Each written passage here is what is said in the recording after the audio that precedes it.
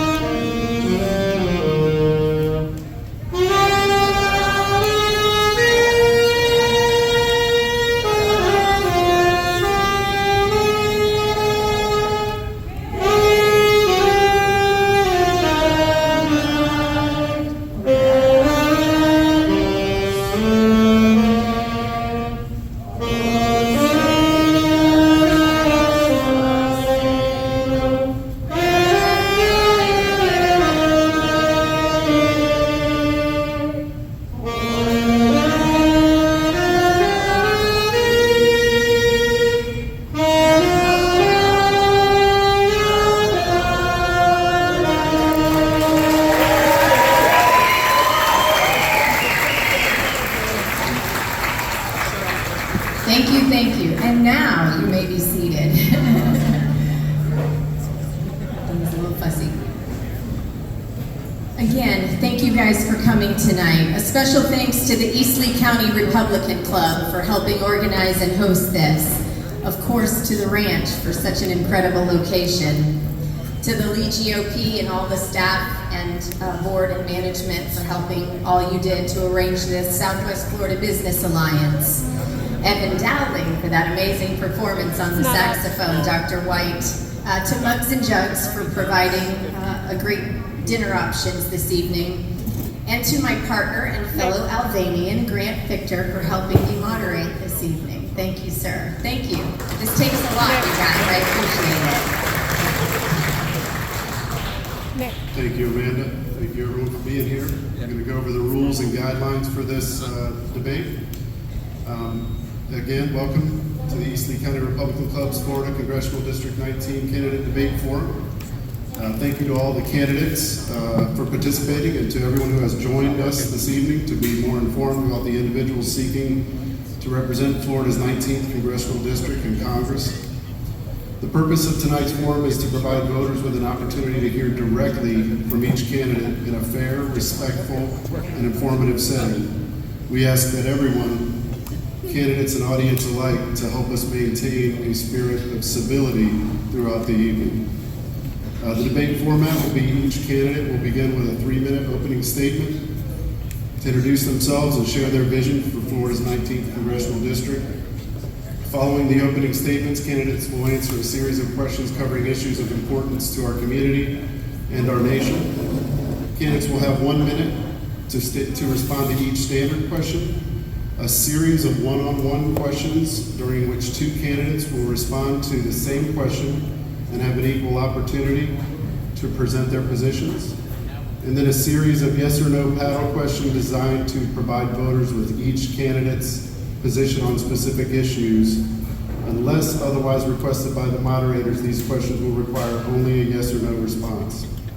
At the conclusion of the forum, we'll have 1 minute for a closing statement for each candidate. The forum is intended to foster a meaningful discussion of ideas and issues. We would like to respectfully ask each candidate to address the question that has been asked, keep responses within the allotted time, allow fellow candidates to speak without interruption, speak respectfully towards one another, even when disagreements arise, refrain from personal attacks or questioning another's campaign motives or character. Differences in policies, priorities, and qualifications are welcome. Personal attacks are not. Time limits will be strictly enforced in the interest of fairness. Candidates will receive a visual warning when their time is nearly expired. Audience expectations. Obviously, we appreciate your enthusiasm and your participation, but to ensure that each candidate is heard equally, we respectfully ask the audience to silence all cell phones and electronic devices. Treat each candidate and every attendee with courtesy and respect. At the end, we're going to do an audience straw poll. So before we conclude, you'll be invited to participate in that process. Near the conclusion of the program, volunteers will distribute index cards to the attendees. If you wish to participate, write your candidate of choice on the card. Volunteers will collect the completed cards, and then we will tabulate the results.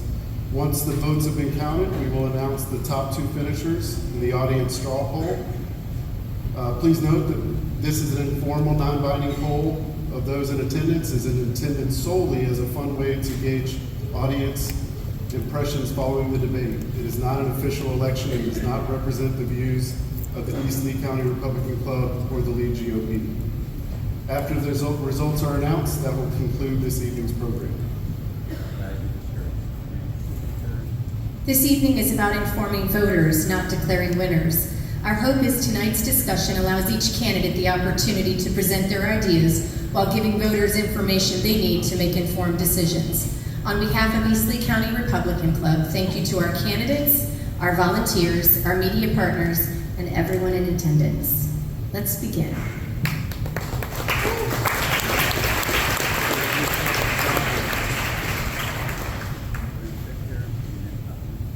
I'm going to turn your attention to those screens, either one that you can see. I was here with you in 2022 when Hurricane Ian destroyed our community. While the DC bureaucrats were all tucked away safe in their offices, we did the work. FEMA was nowhere to be found. Now, FEMA is trying to ambush us with new flood maps that say if your home repairs cost too much, you have to destroy your entire house. Let's get one thing straight. You do not have to ask the government permission to rebuild your own home. It's your land and it's none of their business. FEMA will never fight for you. I will. Welcome. They said he was done. They said the movement was over. They don't know a fighter when they see one. He didn't go to Washington to make friends. He went to flip the tables. Now the battle has shifted to the shores of Southwest Florida. A new mission, but the same iron will to dismantle the deep state. He is the radical left's worst nightmare and the Patriots' greatest ally. He is a survivor. He is a fighter. Please welcome Madison Cawthorn. Please welcome Madison Cawthorn. Sorry.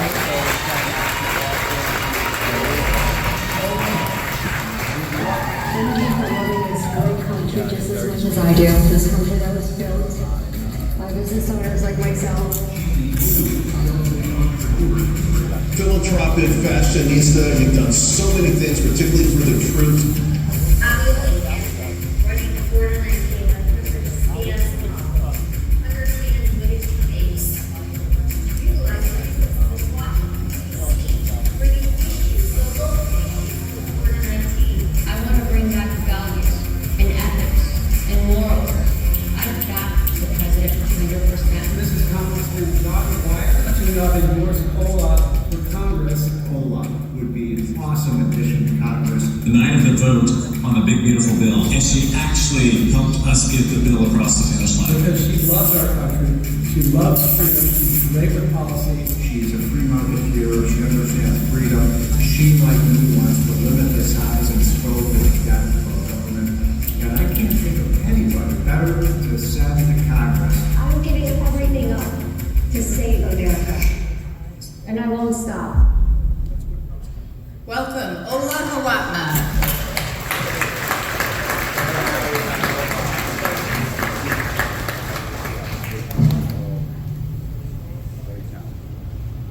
What do you say about what Chevalier has to say? You know, Kevin, this has been the Democratic Party's strategy all along. It's trying to recruit these young, new candidates, exactly what they did with AOC. Now they have Mandami and the Mandami minions of the world. They're recruiting this in every part of the country, and it's so important that we Republicans stay vigilant. We need to recruit a next generation of Trump, America First fighters, especially as this socialism infiltrates our country. Look, Kevin, 62% of millennials have a favorable view of socialism. Something is going deeply wrong in our country when that is the reality. We need more counter voices to these crazy people, and we need to make sure that a next generation of fighters gets up there in Washington, helps President Trump, brings back the ideals of our founding, brings back American values, and brings back the free enterprise system that has made our republic the greatest country in the world. This is where the hard work. Welcome, Catalina Lauf.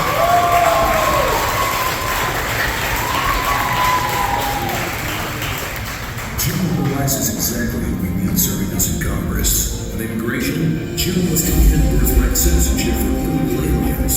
On government spending, Jim will support a balanced budget amendment requiring Congress to stop the waste of tax dollars. Jim Oberweis also supports term limits for politicians. And Jim will work with President Trump to put America and Southwest Florida first. Vote to keep Southwest Florida great. Vote Jim Oberweis for Congress. I'm Jim Oberweis, and I approve this message. Welcome, Jim Oberweis.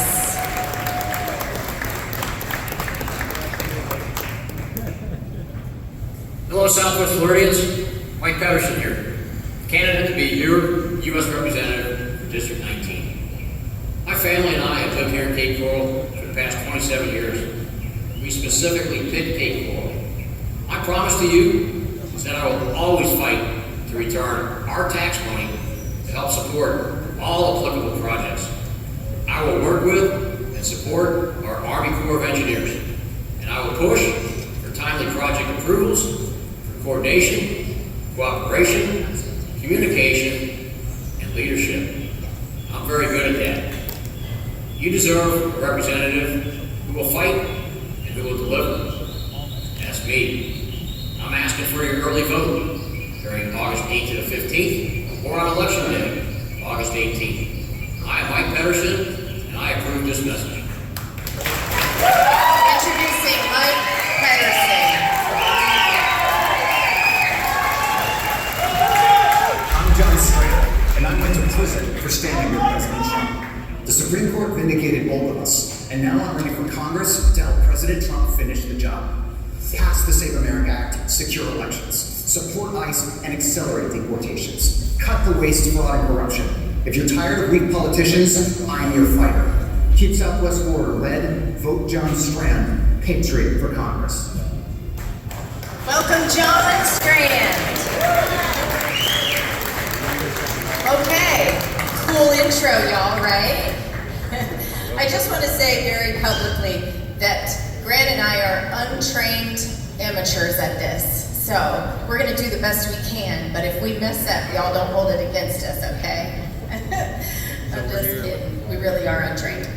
I would like to make an announcement. I was asked by the Lee GOP to mention very proudly that all 6 candidates sitting here tonight are all approved and badge owners of the ECI ethical campaign through the Lee GOP. So thank you all for that. And Michigan. So real quick, our timekeepers up front, thank you guys so much.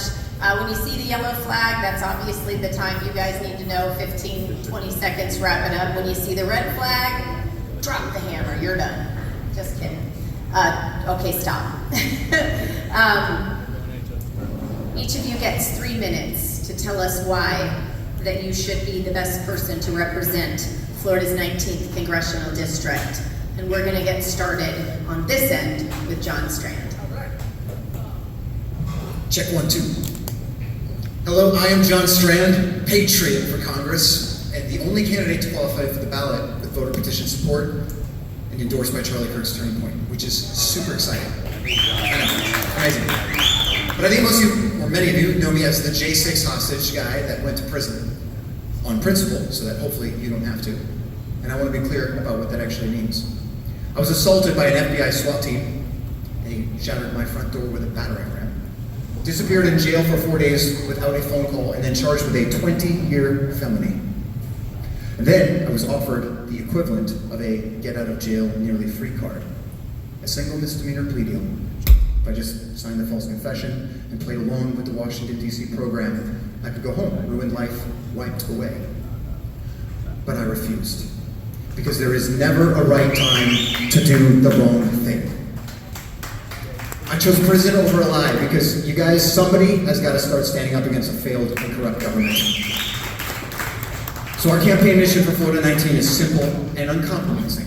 We are going to reclaim the Republic. The American constitutional republic belongs to us, but it has been hijacked by Washington, D.C., and we are going to have to fight like warriors, all of us, to get it back. So I am running to restore courage, common sense, and Judeo-Christian values back into government so we can finally end the fraud, waste, and abuse that is bankrupting this nation morally and financially, and deliver what Americans and what Southwest Florida actually needs: security, affordability, and accountability. So if you believe that the status quo in America, and even here in Southwest Florida, is good enough, you have all kinds of options in this race, that's for sure. But if you want real change in Washington, the kind that they will resist, as they always do, I know. And if you want leaders who've proven they won't fold under pressure, then join the fight with us today at johnstrand.com. Because I will fight to pass the Save America Act and secure our elections, I don't care what it takes. I will fight to secure our borders and accelerate deportations so that you and your family can actually afford to live in your own country. I will fight to stop the sexual grooming of the pride trans cult because God's children are not for sale. If you're tired of weak politicians, I'm your fighter. I will never stand down and never sell out in the fight to defend your faith, your family, your freedom, and your culture, because this republic belongs to you. And together, we're going to keep it. On August 18, vote for change. Vote for courage. Vote John Strand, Patriot for Congress. Thank you, and God bless you.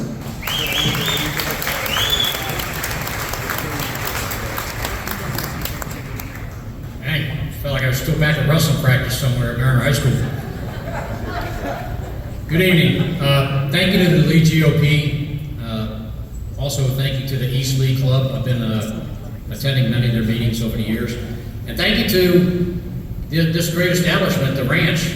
12 years ago, I was sitting right back there at the grand opening. So if you've actually lived in Florida for a long time, you know this place when it opened. Jen was the bartender back there 12 years ago. And I did not do the two-step in here, but I was doing a slide to the right, I think, that night, right in here. So I'm a true Floridian, 60 years plus as home state of record for Florida, 26 years now doing math in public as a Cape Coral resident. I bleed Florida. This is my home state. This is my home area, Southwest Florida. I raised my family here. I am the only veteran in this race.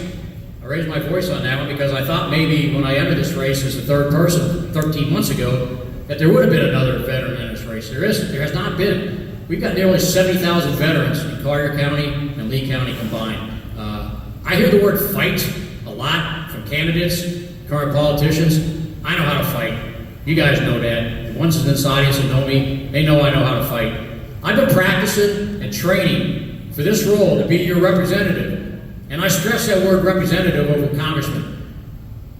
I've been training for this my entire life. I am in a perfect spot in my life to do this. I want to be your representative. I'm asking for your vote on August 18th. Mike Pedersen from Congress.com. Take a look at my website and look at the endorsements. Those are red-blooded Americans that have endorsed Mike Pedersen. They know me. Click on their faces and you'll read what they have to say about me. I'm asking for your vote. I want to be your representative August 18th. Thank you.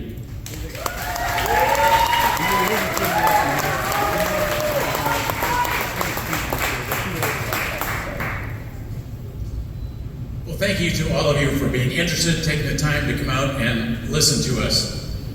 My background, if you don't know, I have done so many things in my life that people have told me, you can't do that. Starting a stock brokerage firm in Aurora, Illinois, and a family of mutual funds, which we built into nationally recognized brands. They said it can't be done without Merrill Lynch or Chase Manhattan or whatever, but we have. I also was elected twice to the state senate in Illinois as a conservative Republican. They said you can't do that either. And in 2020, they asked me to run for U.S. Congress against the incumbent Democrat. And they said you can't do that either, but I did. And as of election night, we had won by 1,500 votes. However, this was Illinois. 2 days later, they decided to count a bunch of mail-in ballots that were never initialed by an election judge as required under Illinois law. After that, I said, okay, that's it. I'm absolutely done with Illinois. I'm absolutely done with politics and going to Florida to play pickleball and golf. And that's what I did for about 5 years. But when Byron announced that he was going to run for governor, I had 8 or 9 friends in the first week say, Jim, please, we need your economic experience, financial experience in Washington. We have a huge problem with last year, $36 trillion national debt, and it's now $39 trillion. In addition to that, let me just mention, I've had a home in Florida for 46 years, longer than the other Jim, who likes to claim this long residence. I've been investing in Lee County longer than the other Jim. At Oberweis Securities, we put together investment partnerships. We bought what is now Matanzas Inn, and we bought Windward Passage, put them together as investment partnerships for our clients. I also started the Oberweis Foundation, which supports veterans causes and organizations that help people in need, such as Harry Chapin Food Bank, St. Matthew's House, Habitat for Humanity, and many more. In fact, we have on our table back there a list of the grants that we made in the last year. Please feel free to take a look at it. In any event, I'm here today asking for your vote because you want somebody who doesn't just talk about things. We all support President Trump. We're all saying we're going to Washington to support the president. We're all opposed to waste, fraud, and abuse. The question is, who has the background and the experience to be able to get it done? I propose, by the way, no budget, no pay. Congress doesn't pass a budget. They shouldn't get paid. If we get that passed, and Rick Scott is proposing that in the Senate, I'll fight for it in the House. That will make a lot of things work the right way. Republicans and Democrats will have to work together to solve things. Thank you again for coming tonight. Hello, everybody. I just want to thank everybody for being here tonight, especially fresh off of a 4th of July weekend. I'm sure this is, it's great to have everybody here after a long weekend like that. But I'm Catalina Lauf. Really proud to be here. I'm a former Trump administration appointee. I was honored to be appointed to the President's administration at the U.S. Department of Commerce as a special advisor. I spent time in the private sector. Ultimately, my sister and I started a company, and we are now the 190th fastest growing U.S. company in the country today. And that's really because of the American dream. You know, what our founders fought for 250 years ago, those values still matter. But who do we have on our side other than a select few fighting for those values? Can anybody answer that? How many in Congress do you see that are up there actually fighting for what we care about? We, the people, have had enough with what's going on in Washington. You can't even get the Save America Act passed with a Republican majority. That's disgraceful. It's an issue that 90% of Americans care about, but it's because you have the wrong Republicans up there, and that all starts in primaries.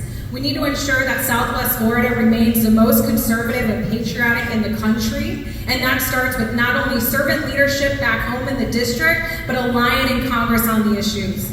I'd be honored to earn your support. If you do support me, I'd be honored to join the Transportation and Infrastructure Committee once I get to Congress. We have a lot of issues down here that need to be solved, and we need a fighter like Byron Donalds to ensure that we are maintaining a competitive environment here, especially economically. You need a pro-growth fighter as a business owner. I'm proud to be somebody that understands what it takes to run a business, how to make payroll, everyday common sense things that you business owners here in this audience understand that most in Washington don't. They're passing laws dictating our lives with absolutely no repercussion or no accountability. We need common sense people up there fighting in Washington. I'm a proud MAHA supporter. My family and I started a business that's catered to children's health care. We need to ensure that we are looking for the next generation of health care. We're not just putting a Band-Aid on health. We're actually solving things from the root cause and getting big pharma out of our healthcare system. And most of all, we need fighters up there to combat the Marxist communist movement. Because I'm going to tell you right now, you've got seats all across the country right now recruiting and electing Democrat communists. This is not the party of JFK anymore. These are radical communists on the left, and they are recruiting the young next generation. Who do we have on our side again fighting for our values? That's what matters. Your children and your grandchildren's future matters. I'd be honored to earn your support. Please think about the future at the ballot box. Head to CatalinaForCongress.com to join our campaign. Thank you.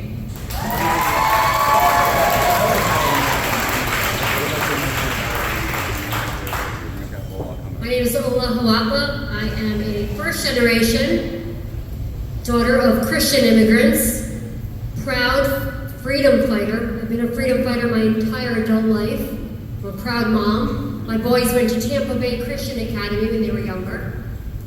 Started 2 businesses from the ground up. Became top businesswoman 3 years in a row. Started my own nonprofit, helping thousands of veterans throughout the country because I owe my freedom to them.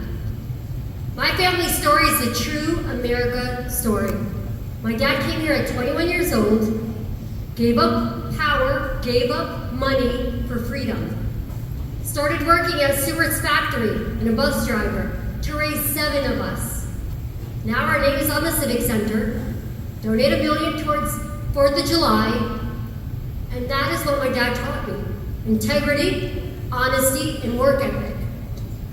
I currently am employed by the U.S. House of Representatives. I'm a senior policy advisor, so I know how Washington, D.C. operates, and I know how to utilize the resources in Washington, D.C. to benefit our district, and that's what we need.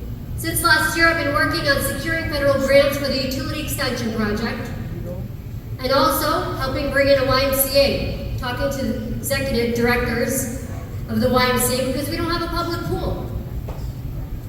I started the Moms for America chapter in Lee County, the first ever, because our children are the future of America. And as a mom, no one knows it better than I do.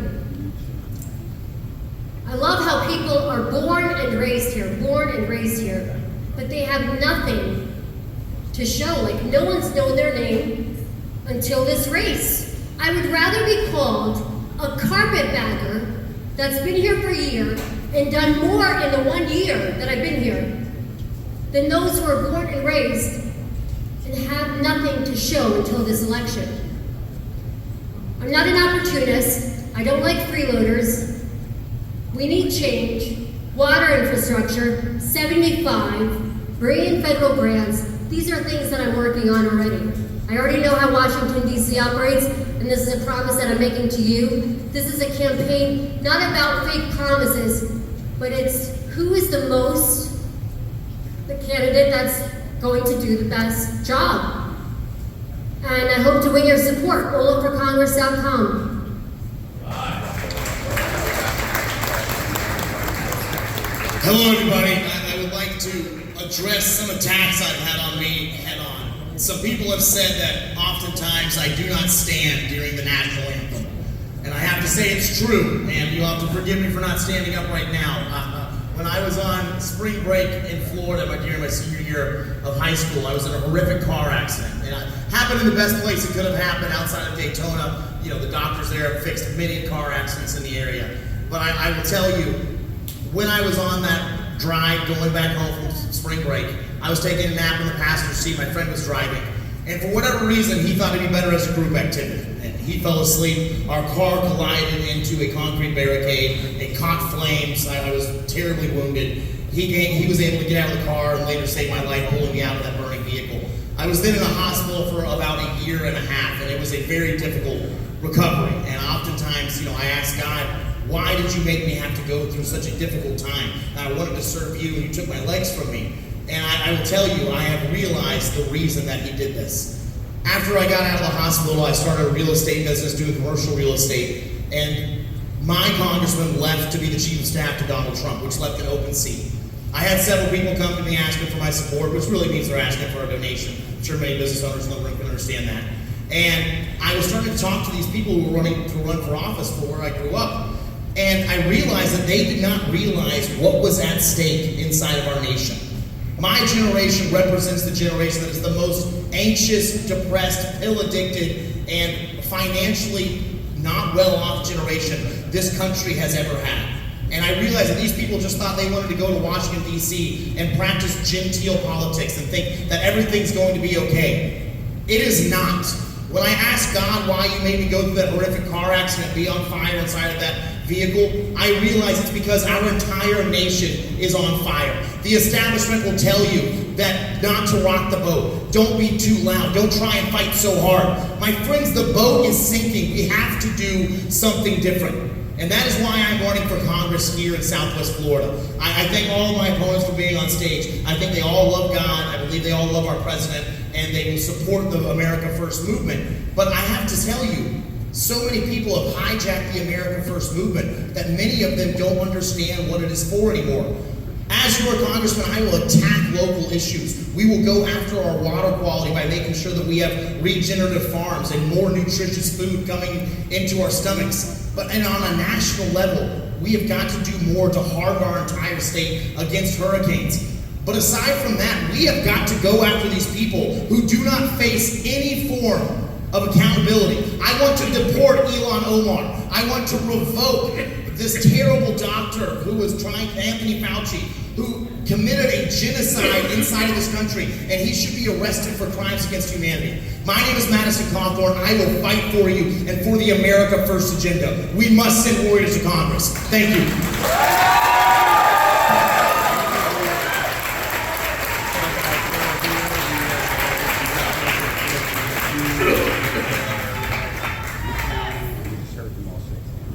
Great intro, everybody. It seems like we have a real dynamic race here, a lot of great candidates. Appreciate the introductions. We're going to start now with our first question. We call this round one. The responses on these questions are 1 minute each. We're going to start, since we started with John here, we're going to start with you, Mr. Pedersen. Your first priority. If elected, what would be your single highest legislative priority during your first term, and why is it the most important issue facing Florida's 19th Congressional District? As was mentioned a little while ago, we're $39 trillion in debt. When I graduated the U.S. Naval Academy in 1979, we were less than $1 trillion in debt.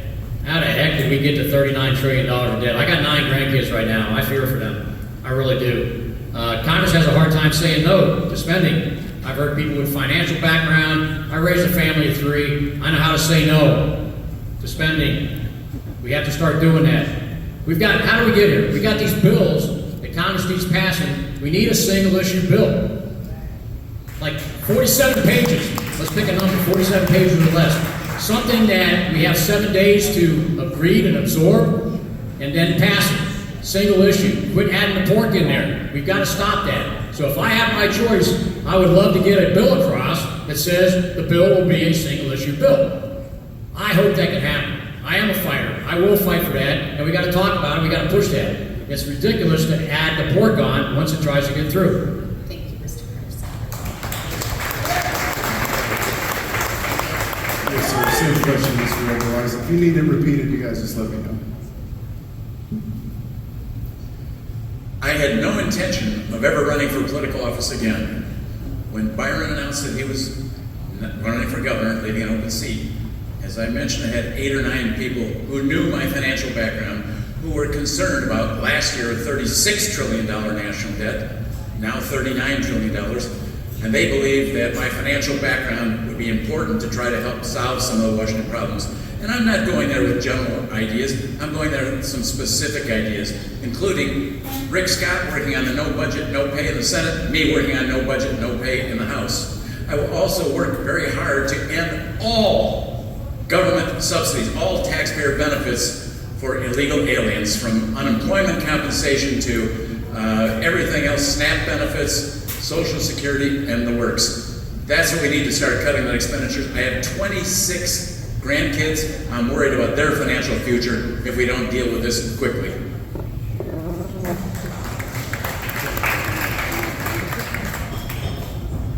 All right, the most important issue here that we want to, highest priority.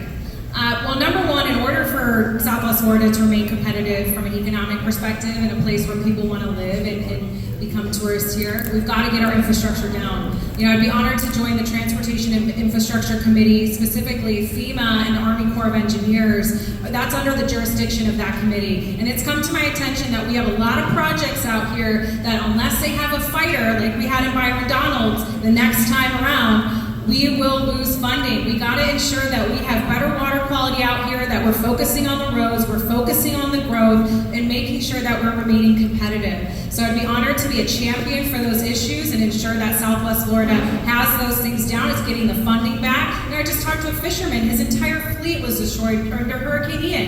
His P&L he's losing money because of it. We need to bring back our growth here, and it starts with infrastructure.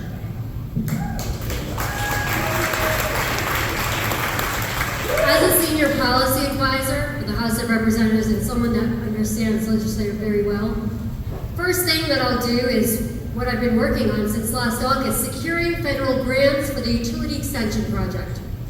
So many homes are affected by this. They're taking out loans, $35,000 plus, when we have conversion grants, low-income housing grants. These are grants that I've already tapped into and working with grant underwriters. The fraud and the abuse that I've seen in our district is disgusting. With all due respect, but our mayor sucks. To say it politely, it's true. I mean, we're not getting, I talk about return on our investment, we aren't. We're not utilizing the resources in Washington, D.C. That's what I plan on doing from day one.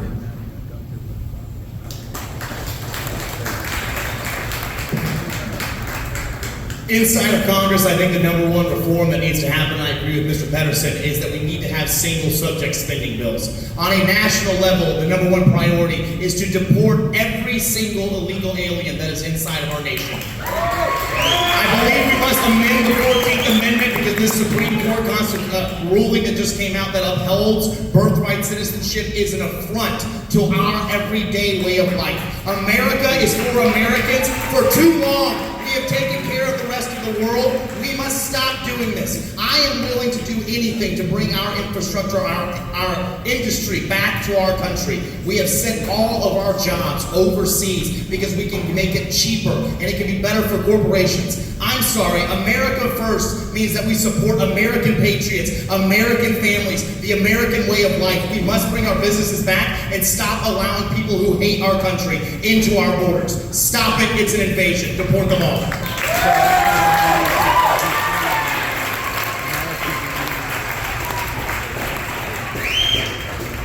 So I told you at the top that our campaign mission is to reclaim the republic.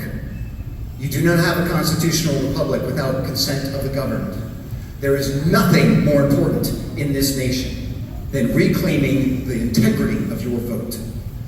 Passing the Save America Act, I can't believe I can still talk about it because we have an inept Congress and a corrupted Senate. But we must reclaim the legitimacy of the vote in this country, otherwise all of this is a waste of time. The second most important thing is deporting every illegal alien, as Madison correctly said. However, we're going to challenge him a bit on the 14th Amendment, which does not need to be amended.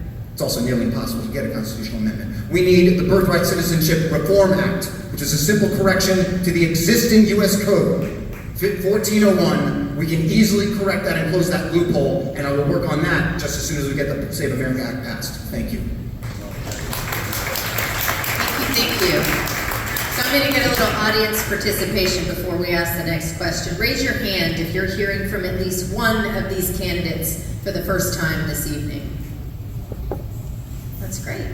Very good. All righty. Good poll. This is a 1-minute question for everyone. We're going to start with Mr. Oberweis. Southwest Florida's future. Southwest Florida continues to experience rapid population growth while struggling with traffic congestion, infrastructure demands, water quality concerns, and affordability. What role should the federal government play in helping communities like ours meet these challenges? Amanda, that's a great question. Thank you very much. Look, I've been on the Everglades Trust for many years and supported them financially and personally. I went to Washington, D.C. for their seminar to understand what's going on and what's necessary to keep improving our water quality here in Southwest Florida. In the big beautiful bill, there was $440 million, which was a nice number to help build reservoirs south of Lake Okeechobee to catch water during rainy season and make it available to be released during the dry season. Those are steps in the right direction. We also need to plan ahead for our infrastructure, our roads, and so instead of reacting to this growth that's coming here, we need to anticipate. We know that this is paradise. We know that people are going to keep coming here. So we need to be planning for what the population is going to be 2, 3, and 4 years from now. We also need to find ways to make housing affordable for those people who are working, let's say, in Naples, instead of having them to drive for an hour to get there. One of the ways that we've talked about is using shopping centers and allowing people to build residences above those retail stores. Thank you. Yes, sir. Yes, ma'am. Southwest Florida continues to experience rapid population growth while struggling with traffic, infrastructure demands, water quality, and affordability. What role should the federal government play in helping communities like ours face those challenges? The biggest issue that we have with the federal government in general is that we have so much bureaucracy and red tape that's keeping a lot of our projects basically hostage.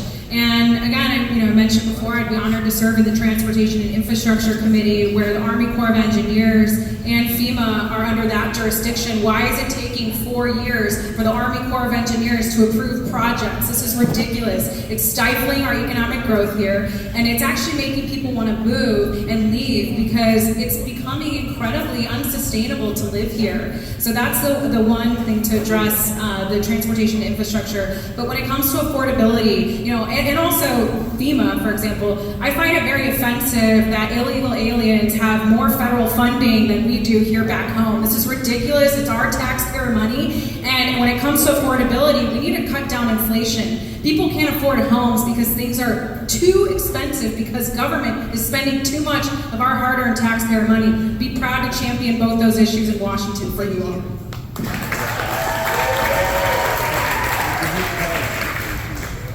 I know that Lee County has applied for a grant for the PD&E study in order for us to get funding to work with Florida Department of Transportation. Some candidates, they feel that we don't need the money or the grants, but we need them obviously to help. And I know I want to be a part of that grant process because I know the correct words to actually get those grants, like hurricane evacuation, that make it a priority because we need expansion on 75. And the cost of housing, it's crazy, but we need to decrease regulation so that we can increase housing and cut the red tape so that it can help bring down the cost of construction. So I hope to work in that process. But yeah, thank you.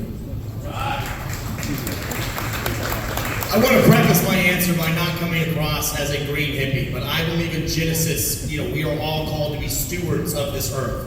And I will tell you, we have got to stop overdevelopment from attacking our area. But the reason that this is so difficult to do is because obviously people in Washington, D.C. have allowed multinational conglomerates like Blackstone and BlackRock to buy up so many single-family homes. Inside the state of Florida, over 100,000 single-family homes are now off the market because they want to turn our generation into a permanent renter generation, which is equivalent to serfs or slavery. They do not want you to be able to own anything. They want you to own nothing and be happy. And so if we remove them from being able to do that, there will be less overdevelopment, less incentive for that. But also, I do not want Washington, D.C. involved in local affairs. I believe that we must send local control for water issues back down to local governments instead of having the Army Corps of Engineers. Because right now we have someone in Arizona and Alaska deciding what we do with our water.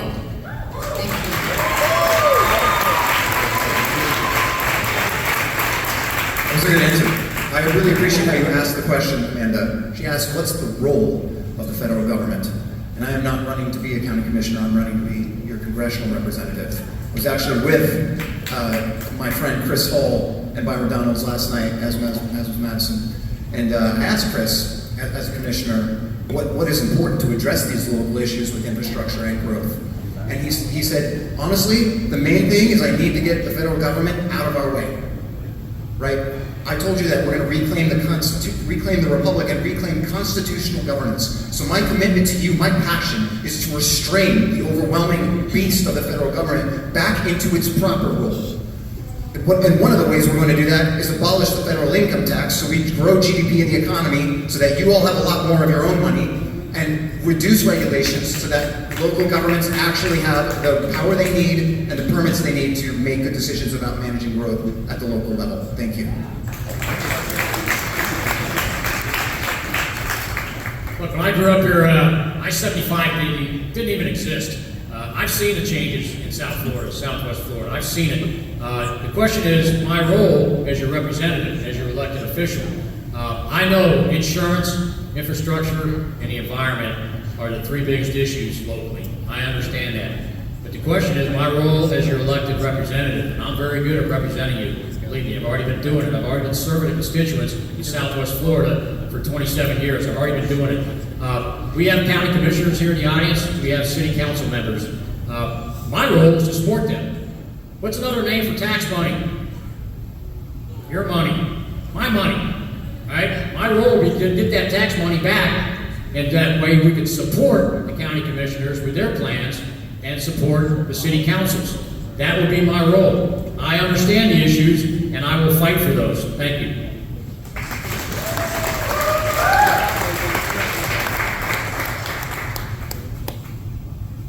Are we on to the next? Wow, this is going fast, guys. You're doing great. We're going to take pictures in a minute. It's fine. Okay, this is a really good one. This is going to get a lot of fun. This one is called Campaign Mischaracterizations. Listen carefully. Campaigns can often lead to misunderstandings, misinformation, and inaccurate characterizations. We also know that modern campaigns frequently involve significant spending on negative campaign ads by political action committees and social media campaigns that shape public perception. Please identify one issue or aspect of your candidacy that you believe you have been misrepresented, and use this opportunity to set the record straight for voters. Catalina. I love that question. Thanks for asking it. Do we get 5 minutes? Because it's a lot. No, ma'am, it's one. Okay. Well, I'm really proud to be the only candidate up here that hundreds of thousands of dollars have actually been spent negative against me with all lies.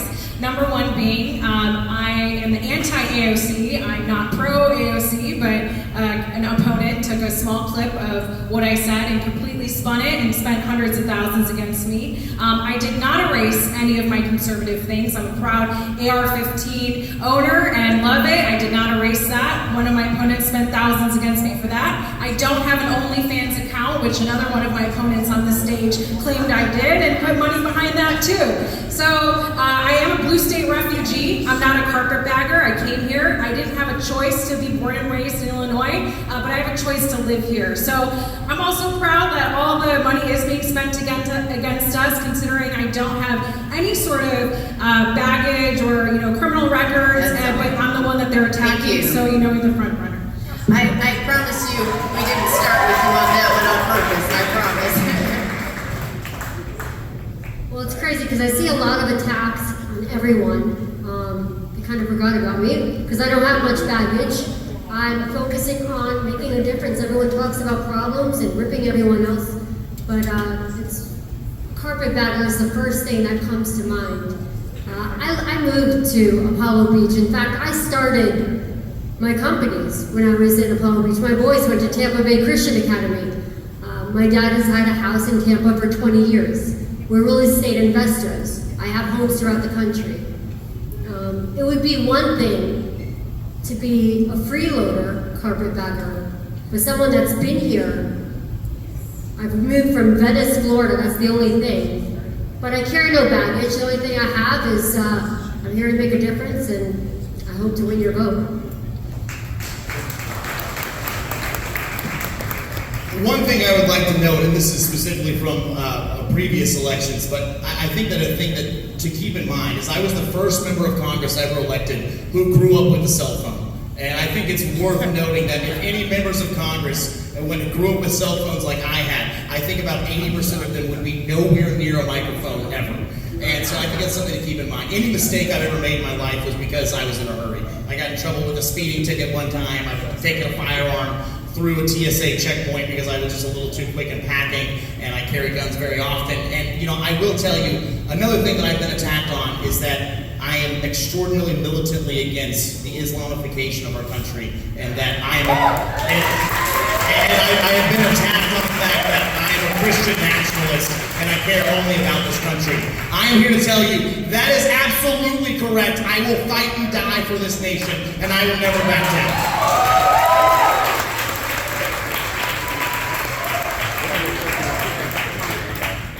Well, my friend John Rich told me that his grandma once said, if everyone likes what you say, you're saying it wrong. So, if you got enemies saying bad things about you, probably means you took a stand for something. I'm proud to take a stand for something. Yeah, people will say I was an insurrectionist, or whatever else they'll say. They'll say that I was an actor from Hollywood, show pictures from being a fashion model. I don't care about any of that stuff. I'm fighting against the left to save this country. And I'm actually more interested and grateful for the incredible support and positive message behind this campaign, the only campaign to get on the ballot with voters' petition support, endorsed by not only Charlie Kirk's Turning Point, but Data Republican, Congressman Bob McEwen, Congressman Lauren Boebert from the Freedom Caucus, Dr. Robert Malone, Dr. Simone Gold of America's Frontline Doctors, incredible people from all over this country. The Honorable Jerry Rutherford, who's on the school board in Collier County where I live and work. So from Florida to everywhere in the USA, the people standing behind this campaign are extraordinary. They've seen me go through the fire, they've seen the attacks, and they know the character behind it, and they're just honored by that. Thank you.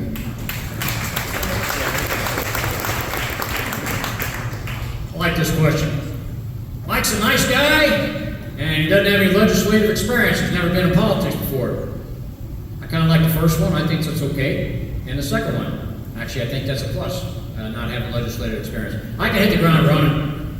20 years in the Marine Corps as an officer, no better friend, no worse enemy is what they say about Marines.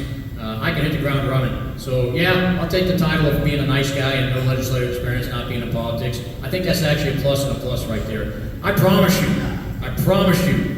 accountability is at the top of my list.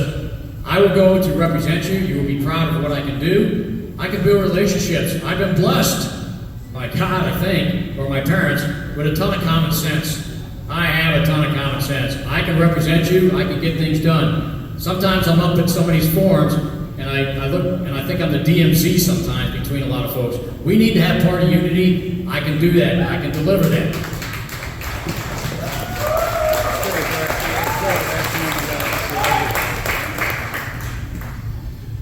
In general, I kind of like the Trey Radel show that's on the radio in drive times.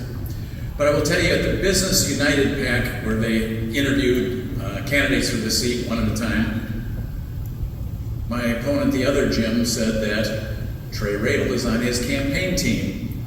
And you know, if you listen to the show, it's pretty clear that that's the case. He tends to be a shill, complaining about all the rest of us who don't know anything about this area. We have no experience, except maybe Mike a little bit. But in general, there is no candidate that could serve this district except for the other Jim. And by the way, they kind of control the airwaves in Fort Myers. It's very difficult for the rest of us to have a fair opportunity. And I think if you talk to employees of the radio and TV stations in that media empire, they're afraid to say anything. They're sometimes afraid to have interviews with the rest of us. So that would be my concern. I think it's unfair that they control that market and we don't have equal access. Thanks. All right, the next question, we're going to start with you, Ola. This is about small business recovery. Many small businesses and contractors in this district face inflation, labor shortages, and storm impacts. What specific tax relief, deregulation, or workforce policies would you champion to help them thrive? Well, as a small business owner myself, I feel with every small business owner out there. And I see the struggles every day. I'm happy to hear about property tax exemption. We shouldn't be paying for something we own, especially our homes. I know that will bring some relief, especially to businesses, to small businesses and small business owners. That's one thing that I'm totally for. More money in our pocket means more money in the economy, stimulating the economy, and that creates more jobs as well.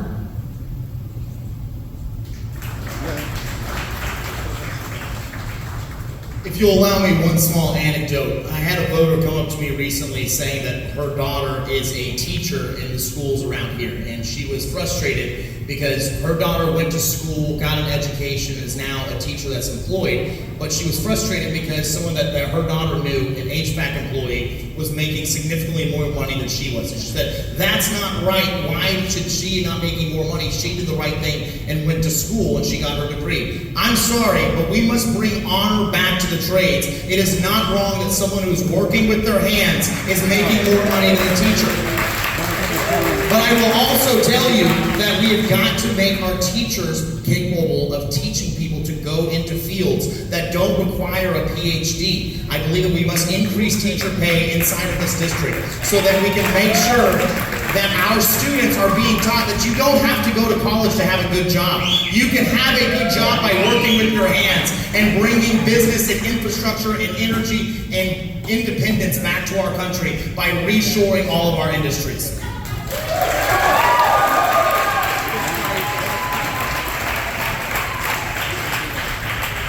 Taxes, my favorite subject. You know, there was a famous party in Boston over a 3% tax. How much does the government take? How much of your money does the government take these days? I don't even know what the number is. It's crazy, you guys. So, I love to ask people, what's the one day in history where the Republic began to die? I'll give you a hint for my answer. February 3rd, 1913. It's the 16th Amendment that allowed the federal government to steal your money unconstitutionally. We must abolish that. We must abolish the IRS. We must abolish the federal income tax. It will supercharge the economy. It will rebalance the entire government system. And it will put you back in charge of your wallet, get back in charge of your family, and back in charge of your country. Thank you. Address that teacher pay issue for a second. Thank you for bringing that up. When I first moved here in 1999, after 20 years in the Marine Corps, I wanted to be a teacher in Lee County. I actually went downtown and got an hour into the interview. Wanted to be a high school teacher, high school wrestling coach. And got to the salary, and I said, I got 3 kids, I'm raising a family. I said, I cannot do that. So we've got to fix that. There's a lot of good people walking around this area that could be tremendous teachers, but they don't do it because of the salary. We got to fix that. But how many people here are small business owners? Raise your hands. Small business, that's a lot. Okay. My brother's a small business owner over in Miami, Goodyear Tire and Auto Center. You know what he talks about all the time? Just the massive amounts of licenses, one after another, that he has to put up with. Why do we have, instead of one size fits all, we have one license fits all? That's something I would push for. That stifles the small business owner. They fill one license out, they don't even need another one. All of a sudden they get somebody who visited their business, you need a license for this one. It's the same thing that I have for the state. Now you need one for the county, now you need one for the city. That's got to be fixed. I go back to what I talked about, common sense. We don't have common sense, we got to inject it back in.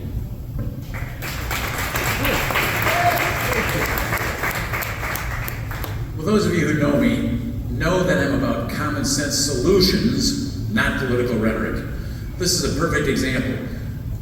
Our IRS code has gotten so complex, most of us can no longer fill out our own tax return. So what I've talked about in many different ways is some type of a flat tax system. For example, no tax on the first $50,000 to $100,000 in earnings, and then a flat tax of approximately 12% on the next $50,000 to $100,000, and then above that, approximately a 23% flat tax.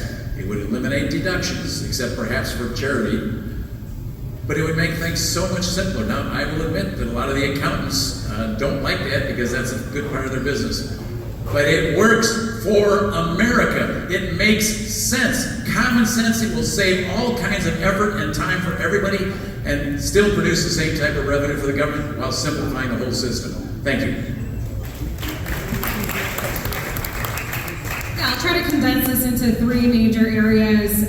When I was at the U.S. Department of Commerce under President Trump, the Tax Cuts and Jobs Act came out of the Department of Commerce. And the Tax Cuts and Jobs Act specifically was able to empower small businesses across the country. There was one in particular where they had a labor shortage. And because of the tax cuts they received, they were able to reappropriate that back into the business and start an apprenticeship program for the trades to ultimately help with the manufacturing. Number 2, we need to focus on deregulation. It's incredible. You have 70,000 regulations. You need to hire a legal team. You've got all these different areas that are just completely putting a stranglehold on small businesses. We need to get government out of the way. We need to take on the bigs, big pharma. There's crony capitalism, the military-industrial complex. Big business is destroying our small business community. The government shouldn't be picking winners and losers. Everybody should have a shot at the American dream, and small businesses should be able to thrive. And most of all, we need to enact pro-growth economic policies. And right now, with government spending, we're not in that way. President Trump is doing an incredible job in pro-growth economic initiatives, and we need to continue that beyond a presidency.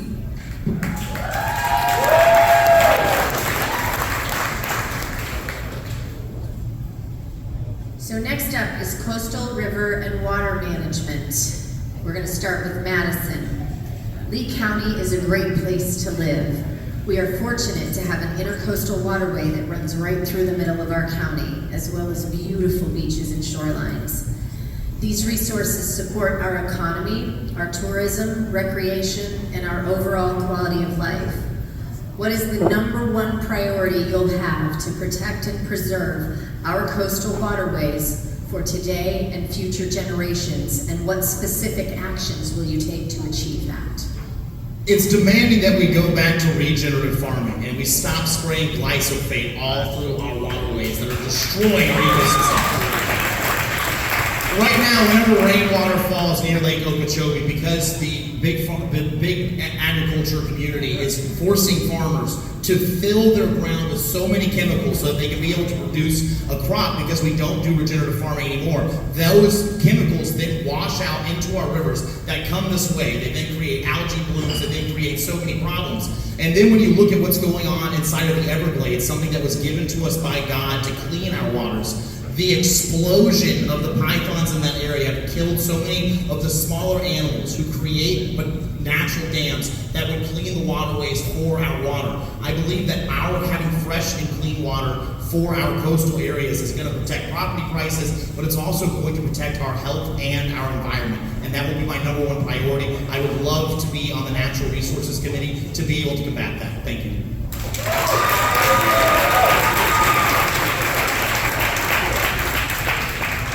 Yes.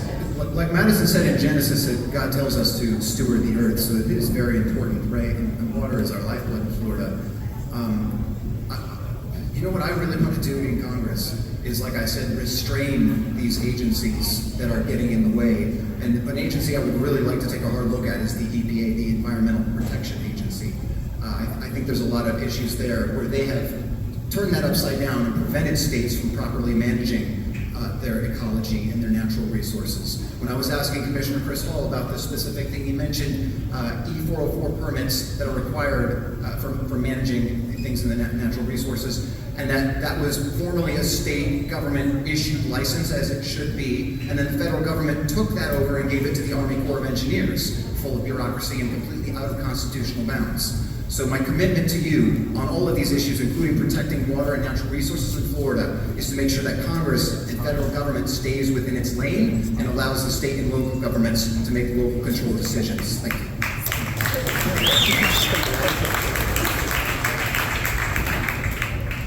I live on a brackish water canal. Last many years I've seen when there were releases and the water did turn the bad color that we did not want to have.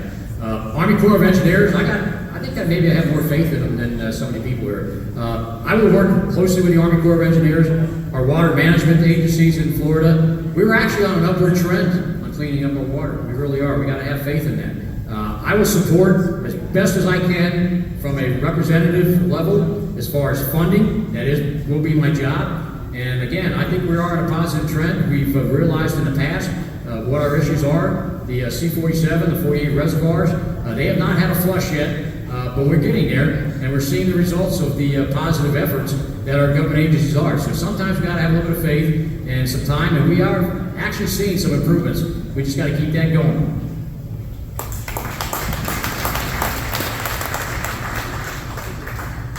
As Madison mentioned, agricultural phosphates are certainly a part of the problem, but they're not the whole problem. I've been working with Captains for Clean Water as well as the Everglades Trust to try to look at these problems and deal with these problems. Another part of the problem here in Lee County is due to septic systems. There is currently a program to bring all of the residents in Cape Coral into the municipal system. That is extremely important, and I will work with our federal government to provide grants to help some of the people, because it's costing $30,000 to $40,000 to now connect to the municipal system if you have a home in Cape Coral, and many of the people can't afford it. So this is something that makes a lot of sense for the government to be involved in. It will help people, and it will help the entire area.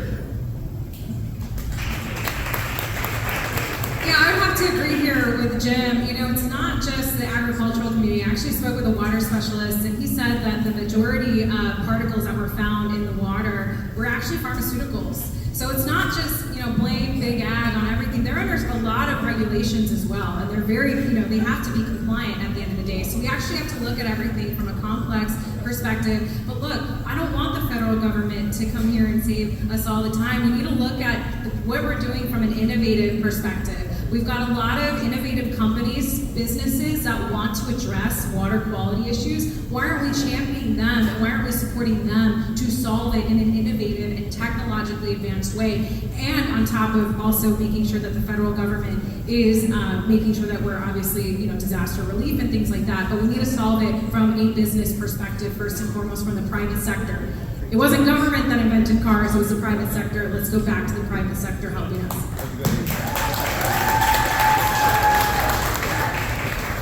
I've actually been a water activist my entire adult life, and some of those numbers are wrong about what's in the big, beautiful bill. They're actually $1.2 billion. What I've been working on with the Situate Extension Project, we know the issues. It's finding solutions to the issues. Captains for Clean Water, and we have the Everglades restoration. So the federal government promised us $178 million to the Everglades restoration. It was already passed through Congress.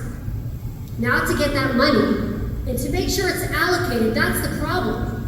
We need a watchdog to make sure that the funds are used properly.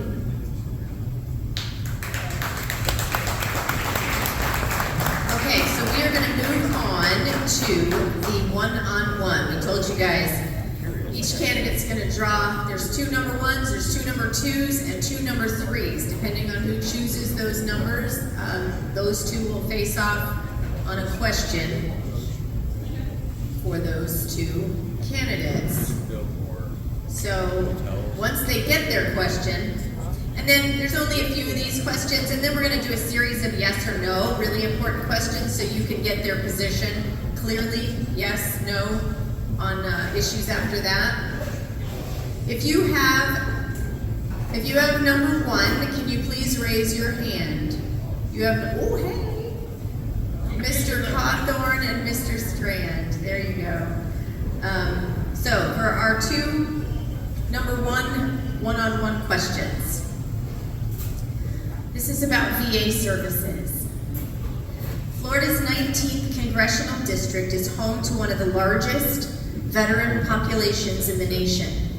Recently, there has been discussion among congressional campaigns about the possibility of establishing a full-service VA medical facility in Cape Coral. Many veterans in Southwest Florida continue to experience challenges, including long wait times for health care, delays in disability claims processing, and limited access to specialized and mental health services.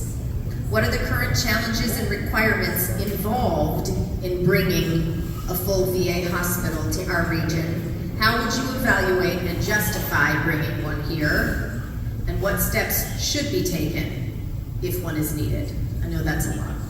No, I think it's one of the most worthwhile things in the entire world. Right now, we are valuing illegal immigrants in our country more than we are, with our tax dollars, more than we are valuing our actual veterans. I believe that if we can afford to send our best and brightest young men and women to war, we should absolutely be able to afford to bring them home and give them the care they need. There is a commission that decides, I believe it's every 5 years they meet, and they decide which areas need a new VA hospital. Right now we have a clinic inside of our area. Now, because the Congress holds the power of the purse strings, there are a lot of levers that we can press on to be able to influence and make sure that we're able to get a VA hospital down inside of this area. You know, for too long, the VA medical system has looked at veterans as numbers and people on a piece of paper. Whereas I genuinely believe that we need to allow veterans to be able to go outside of the system if they need. Because right now we have a system that says, hey, here's some opiates, I hope you do okay. 22 veterans on average are killing themselves every single day. As a nation, we must do better.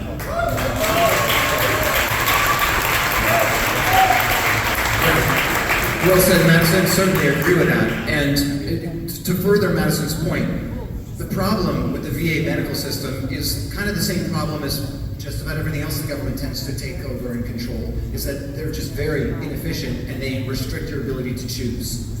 So we need medical freedom in this country. And we need absolute medical freedom for our veterans. We need the absolute best care and the absolute maximum level of freedom and choice for our veterans, because they're the ones who actually live their lives down to give us that freedom. Right? But when it comes to a hospital and healthcare, this applies across the board for the healthcare system. It has been so corrupted by big pharma, big insurance, and big government control. And we need to unravel that and bring power and choice back to the people. There's a lot of ways to do that, but medical freedom is at the heart of how we solve that issue and unlock freedom for our veterans so that they get the care they actually deserve.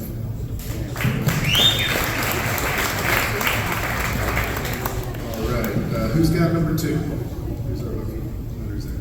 Okay, all right, great. Well, this question is near and dear to my heart, so I hope you guys will appreciate this. It's related to agriculture. Agriculture remains one of Southwest Florida's largest economic drivers. However, in recent years, we have lost much of the beef and citrus industry.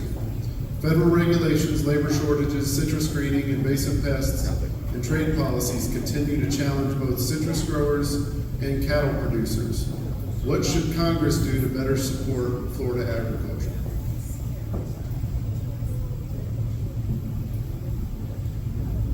Back up for 1 second. It's amazing that the only veteran up here didn't get the VA question. You know, it's not rigged. I remember Florida when probably half of Florida was agriculture. That's the flavor of Florida. That's the heart and soul of Florida. I think at one point Florida probably had more cattle than Texas there for a little while. So we have got to do, it's a balance on the growth. Massive growth, we just got to figure out how to balance it. We've got to start saying no to overdevelopment. There are parts of Florida, the animal corridor in the middle, we've got to preserve that. Again, if you look at the Florida at night, you'll understand what I'm talking about with the animal corridor right through the middle of the state. There's no lights there. We've got to figure out how to have a very good balance and keep the agriculture part of Florida. It is in our heart and soul.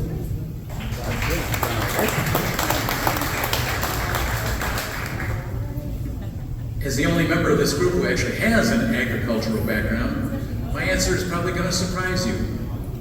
I don't believe it's government's job to protect those of us in the agricultural business. And you probably don't know it, but I actually owned a orange grove in Haines City for a number of years, again, like 30 years ago. It was a great experience for me. We did a pretty good job. But the key is, we're in a country that supports free enterprise, that supports competition.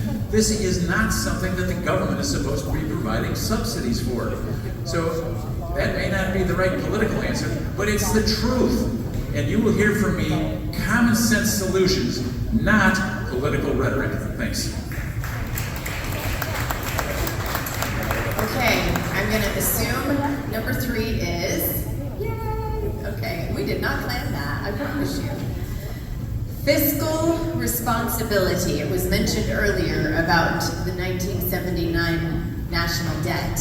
The national debt during the Reagan era, when I was young, was $4 trillion. It is now approaching $40 trillion, while Florida continues to seek federal funding for infrastructure, disaster recovery, and water projects. How would you balance being a fiscal conservative with advocating for federal investments that directly benefit Southwest Florida? It's a great question. You know, we need to go back to the Coolidge days where, you know, he had a bipartisan chamber where he was actually being able to be fiscally conservative. And now we live in an environment where we're $33 trillion in debt. I mean, this is ridiculous. We need to bring back DOGE. We need to bring back DOGE in every community, in every city. We need to make sure that Republicans are not voting on spending bills that are directly impacting illegal immigrants. I mean, look at the Somalian daycare fraud. Are you kidding me? This is where our taxpayer money is going all across the country. We need to make sure that we're itemizing every single item that where our taxpayer money is being sent to, first and foremost. We need to get back on the debt. Push back on the debt. And we don't have enough fiscal conservatives in office right now to be proud to be a fiscal conservative because we're banking on the future. And right now, it's not looking good for your children or grandchildren's future if you have people that are spending our taxpayer money on illegal immigrants.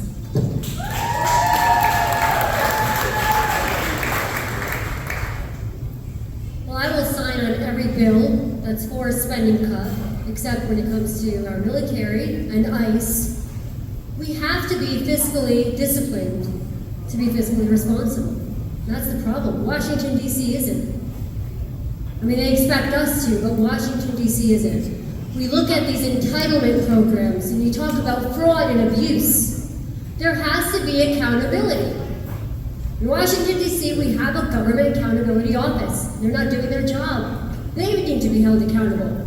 We have committees, like Judiciary Committee. For 6 months, the lady in charge, our congresswoman, was found with dementia. That's what Washington, D.C., that's what we have to work with. It's up to us, it's up to leaders to actually hold D.C. accountable. Make sure that the money that's coming in is allocated in the right resources. We need to be, again, fiscally disciplined. We mentioned when we started this that Grant and I are from 2 pioneer families and both from Alva.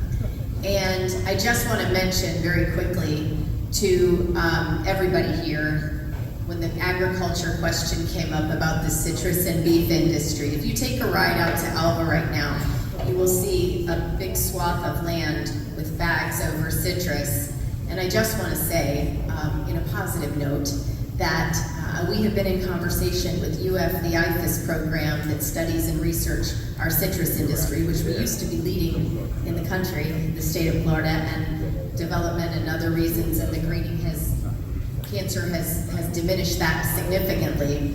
But I will tell you that Dr. Burton and Dr. Alvarez, two leading researchers with IFAS, have said that they are more than halfway through the research of bringing the citrus industry back from at least some percentage to the state of Florida. So I just want to say that. That's very good news, you guys. We can champion that cause. So this is the fun part. We're going to do the yes and no's, and you get to see a clear side. Get on a side, guys. I made those paddles last night in my kitchen, so if the letters are falling off, just forget about it, okay? Yes is green, no is red. Here we go. Question number 1, these are rapid fire. You don't have time to think, just answer. Okay, now I'm gonna throw you a softball. This is an easy one, all right? Stretch, ready? Should Congress require proof of citizenship when registering to vote in federal elections? Okay, that was so easy. All right, that was the only softball you get. Now, all right. Should Congress continue the H-1B visa program? Should Congress continue the H-1B visa program? Okay, it's tough, y'all. Should recreational marijuana be legalized under federal law? Get on the side.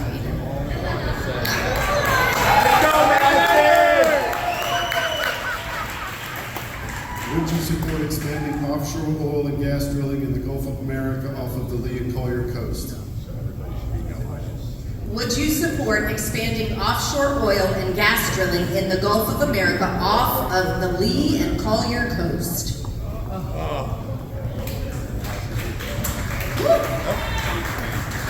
We did good. Do you believe current laws adequately protect Americans' privacy from expanding surveillance technologies such as flock cameras? Cut them all down.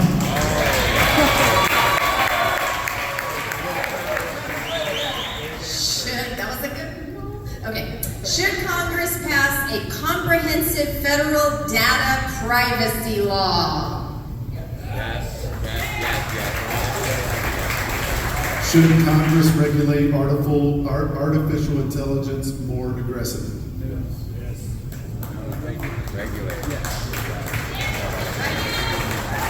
Should Congress continue student loan forgiveness programs? Okay. Do you support congressional term limits? Yes.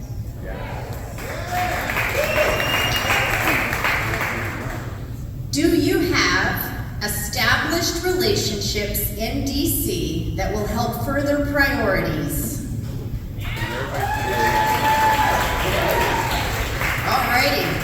Okay, y'all survived. Look at there. Great job. Great job. All right, we have one last question for each of the candidates, and you're going to get 1 minute to answer, and then we'll have closing remarks, which are 1 minute. This is the time that you have in front of voters to give us that last impression. The last question is, public confidence in Congress continues to decline. What reforms would you support? What reforms, specific reforms, would you support to improve transparency, accountability, and public trust in Congress? Who are we starting with? Mr. Strand.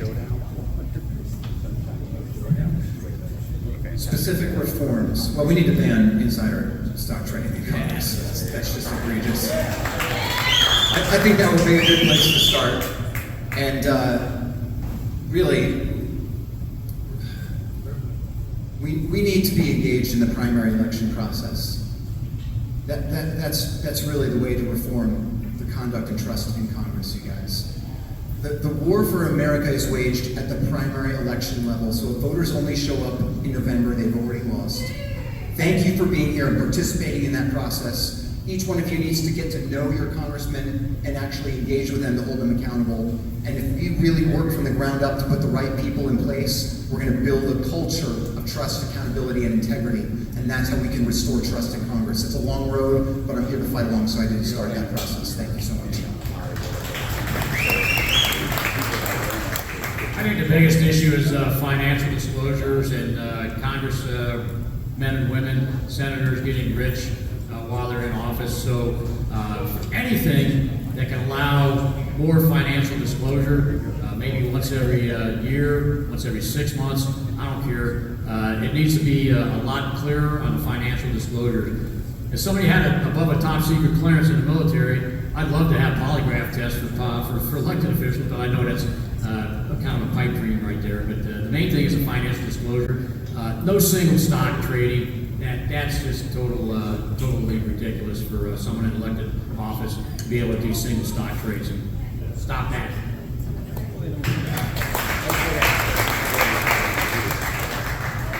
We need to pass Rick Scott's and Jim Oberweis's no budget, no pay, because when that happens, Congress is going to be working together, Republicans and Democrats working together for one goal, and that is they want to get paid. So they're going to have to be compromises in working together to come up with that budget.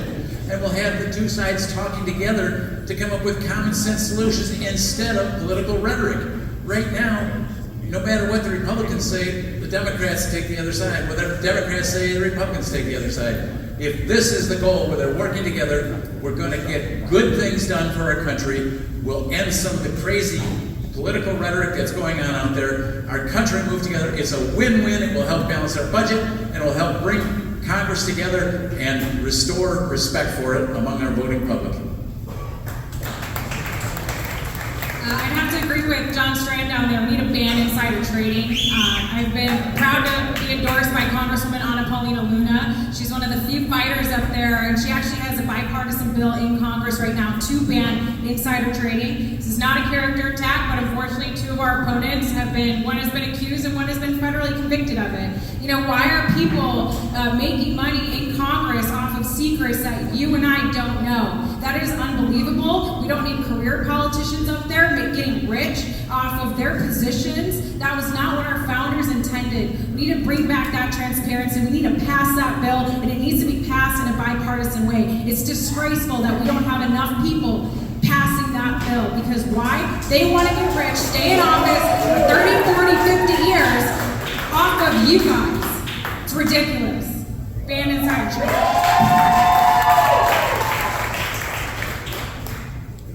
Well, we need to definitely reform entitlement programs. All of them. Thanks to Obama and the IRA under the Biden administration, the fraud and the abuse, the numbers are through the roof. Again, going back to the Government Accountability Office, 9 out of 10 audits done were fraud. It's not right. We need to reform every entitlement program and get rid of, some of them, illegals are taking advantage of it. And that's just a big no, so. You know, I want to see a restart to the House Committee on Anti-American Affairs. We need to start hunting down communist activity inside our country, people pushing for Sharia law, people getting elected saying that they want to make America into a socialist nation. My friends, we have to make sure that only Americans are voting in our elections, because when you see that, you realize that every 2 years we have the opportunity for a bloodless revolution. If we elect a bunch of America First patriots who are here to take the jobs and remove the power of the federal government, people will start looking at their government again and saying, I'm proud to be an American. My friends, it is our job and it is our duty. We were born for such a time as this to reform the way that the Leviathan of the federal government works and crushes the everyday American. It is up to every single one of us to stand up to them and stop them. My friends, it is our day, it is our duty. We will save this republic.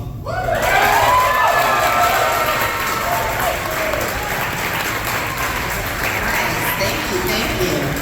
Okay, we are going to wrap up. They're going to get 1 minute to end the evening and explain to you in their best 60 seconds why they should earn your vote.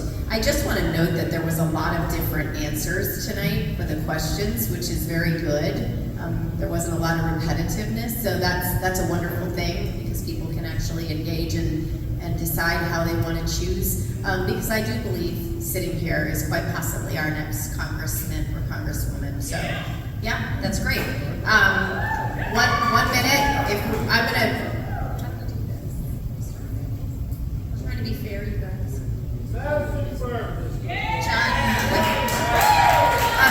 Okay. We're gonna go back. We're gonna go back in alphabetical order. Not because y'all said so. I'm just kidding. I know. I'm just kidding. I'm gonna get it for that. Madison, would you please give us your last 1 minute? And please stay around for the straw poll after. We're gonna do a quick straw poll. Before you go, I want to say a few things about that. Please note that it's an informal, non-binding poll for those in attendance and intended solely as a fun way to engage audience impressions. Following this debate, it is not an official election, and it does not represent the views of the Eastleigh County Republican Club or the Lee GOP, but I would like to remind you that this was hosted by the Eastleigh County Republican Club. Thank you. I just want to remind everybody, and we will read the top two. We're gonna, as soon as it's over, as soon as they're done, we're gonna pass those cards out. I ask that you take the pen, get a pen ready, write the name, fold it in half, and we're gonna collect it right back. After the candidates come down and talk to you for a few minutes, we will then, once we tally them, announce the top two. I would like for you to base those decisions on what you saw tonight. Thank you, and may the best man or woman win this seat. Closing remarks. Thank you all. This debate right here is a job interview, and there are people in this race who are too cowardly to sit in front of you and answer difficult questions. That person's name is Terry Miller. He has a puppet who is running inside of this race named Jim Schwartzel, a person who is unwilling to come and answer difficult questions for you. Someone who fired a great meteorologist, Matt Devitt, but instead kept someone on his staff who said that the Charlie Kirk assassination was a waste of a bullet. My friends, the only reason this person has a chance inside of this race is because of super PACs and dark money. My friends, we have got to stop super PACs and big corporations from buying out politicians. I have been to Washington, D.C. I have fought against the machine and the establishment. My friends, it is not the Republicans or the Democrats that are the enemy. It is the uniparty. It is on both sides of the aisle. We need to send someone to Washington, D.C. who, when they offer him power, when they offer him money, he will say no, and he will fight for only you and no one else. America first, America only.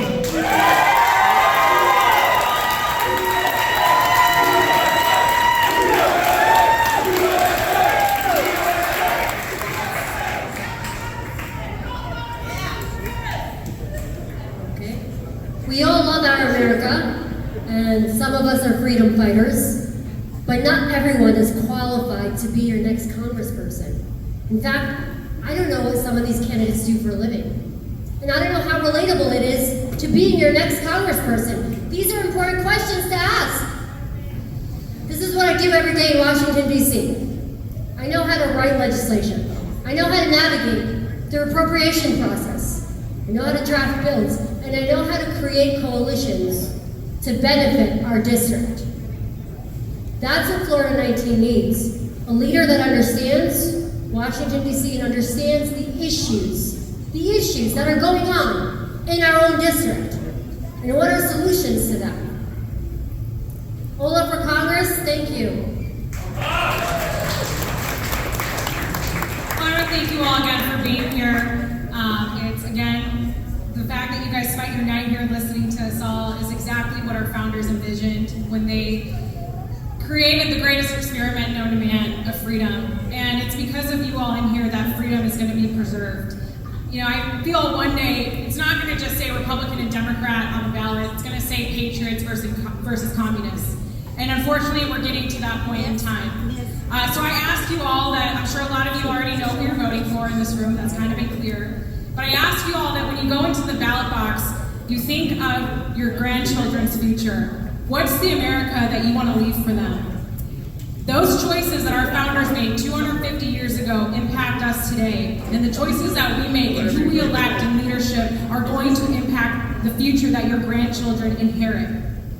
We want an American dream. We don't want an American nightmare. We don't need people in Congress who are there to self-serve themselves on a redemption tour, get rich off of insider trading. We need patriots now. You have 62% of millennials who believe in communism. We need America First patriots, and I'd be proud to be that person to you all.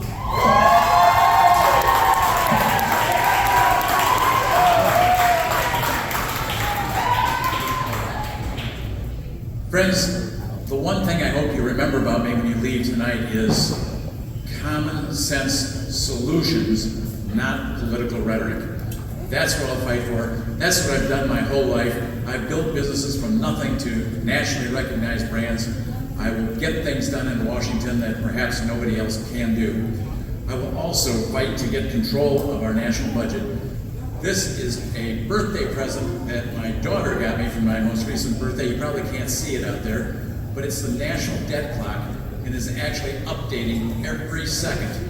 It is now well over $39 trillion. And in my business of financial services and managing money, we talk about black swan events, some surprise occurrence that can create financial distress, causing much higher rates of inflation and much higher interest rates.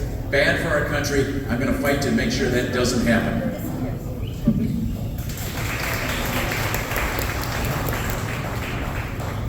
I know who our enemies are. Communist China, Russia, they have more nukes than we do. Radical Islamic Jihad. And the Democrat Party. I know that. Send a Marine to support you and fight.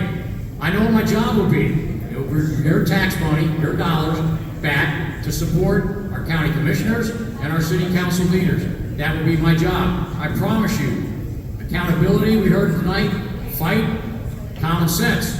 I brought all those words up. Send a Marine to represent you. I will fight. I'm the only one up here that was willing to give my life, probably about 8 times, to support and defend the Constitution against all enemies, foreign and domestic. I'm in a perfect spot in my life to represent you. Thank you.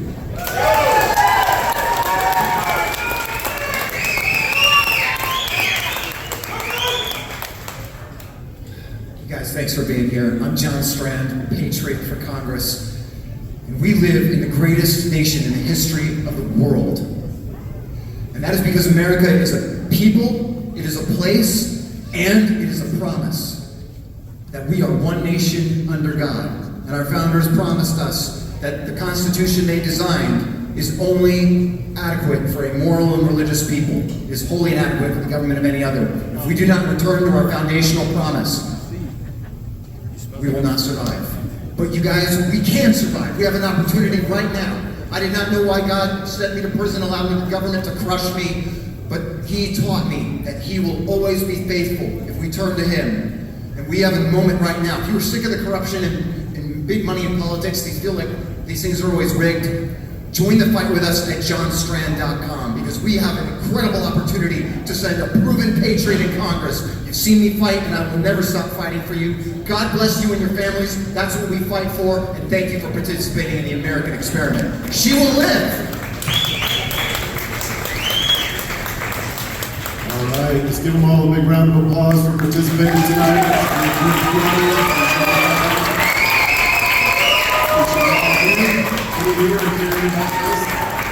I'm just going to make a couple announcements about some future candidate forums that we're having. The GOP is holding a candidate forum on Saturday, July 18th at Florida Southwestern University. Doors open at 2. The event starts at 3. It's for all Republicans that are running for office in Lee County.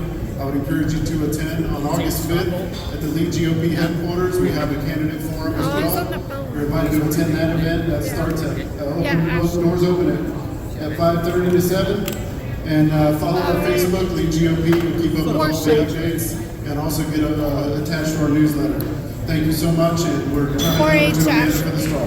Thank you to Grant Victor. My name is Amanda Cawthorn. Thank you all for coming. Thank you to Madison Cawthorn, Ola Hawatmeh, Catalina Lauf, Jim Oberweis, Mike Pedersen, and John Strand. Wait about 15 minutes and we'll have that answer. I appreciate you guys. Meet with them, talk to them. How was that burger? Good? The volunteer burger? Yeah. You just came for the burger? I have the pie in the car. I brought you guys pie. Oh, you pie? Pie? Yeah, Mommy's for Cullen's pie. birthday. I got it. Mommy's I pie. get it. Stop by. Give me your keys. I'll go get it. Oh, wow, wait. Yeah, we're gonna go get and bring it. You guys pie. I like pie. Look at that.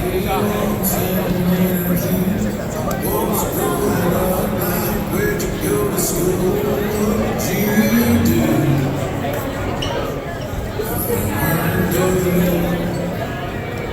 I've been